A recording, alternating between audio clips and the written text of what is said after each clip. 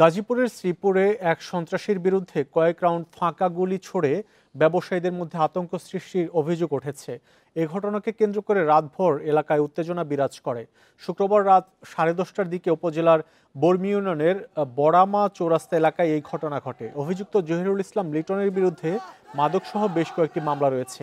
স্থানীয় ব্যবসায়ীরা জানান, লিটন প্রায়ই অস্ত্রের ভয় দেখিয়ে চাঁদা দাবি করে।